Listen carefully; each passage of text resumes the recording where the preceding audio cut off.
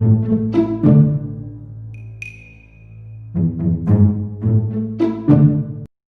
sebenarnya merupakan sebuah kondisi fisik dan psikologis yang mempersiapkan tubuh kita untuk bertindak jika terjadi bahaya atau ancaman.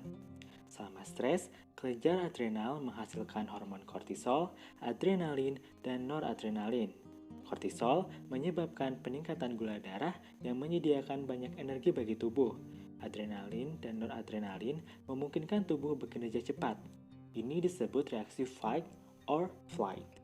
Stres yang ekstrim atau berkepanjangan dapat menyebabkan tubuh kita berfungsi di luar apa yang bisa dilakukan secara otonom. Hal ini dapat menyebabkan berbagai gejala gangguan fisik, bahkan burnout. Menurut Paes dan Aronson, burnout merupakan suatu keadaan kelelahan secara fisik, emosi, dan juga mental yang disebabkan oleh keterlibatan jangka panjang pada situasi yang penuh tuntutan emosional. Burnout terdiri dari 3 aspek, yaitu kelelahan fisik yang ditandai dengan sakit punggung, sakit kepala, rentan terhadap penyakit, otot leher dan bahu merasakan ketegangan, susah tidur, dan perubahan kebiasaan pola makan, serta energi yang rendah. Kelelahan emosional ditandai dengan mudah tersinggung, sinisme, rasa bosan, sering mengeluh, perasaan tidak ingin menolong orang lain, tidak dapat mengontrol emosi, dan tidak peduli dengan orang lain.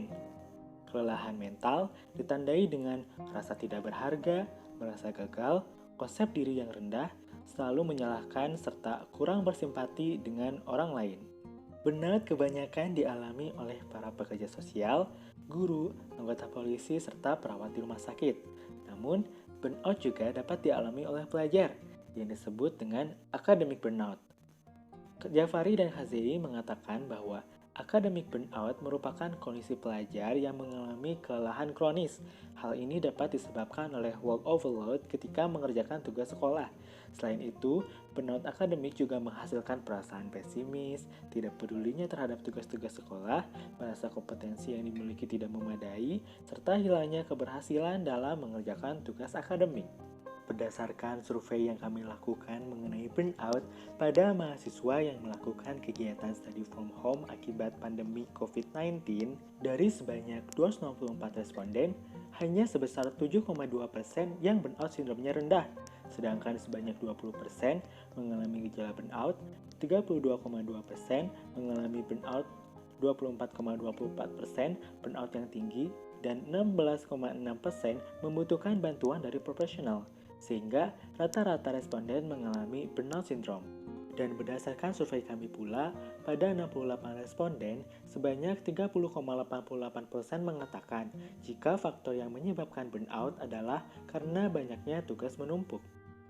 Menumpuknya tugas akibat dari terbatasnya pengajar dalam memberikan pengajaran, sehingga pengajar lebih sering memberikan tugas. Alhasil, hal ini memberatkan pelajar karena tugas yang diberikan tak sedikit dan waktu pengerjaan yang singkat. Burnout mungkin disebabkan oleh kontak yang terlalu lama dengan stres di tempat kerja, seperti beban kerja yang berlebihan, sedikitnya penghargaan, serta kombinasi karakteristik pribadi tertentu seperti perfeksionis, excessive consciousness, dan workaholic. Salah satu cara yang dapat dilakukan untuk menurunkan burnout adalah dengan merilekskan tubuh.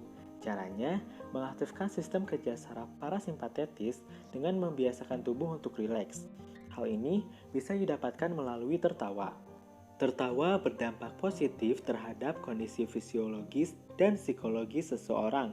Saat seseorang tertawa, secara langsung dapat menyebabkan adanya beberapa perubahan fisiologis pada tubuh yang berefek positif pada kesehatan dan keadaan emosional.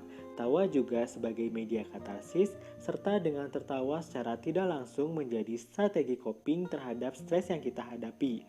Tertawa dapat distimulasi dengan cara menonton video, film, ataupun media hiburan lainnya yang dianggap seseorang dapat merangsang ekspresi senang dan tertawa. Namun, apabila burnout dirasa telah menghambat aktivitas sehari-hari Anda, segeralah konsultasi pada profesional.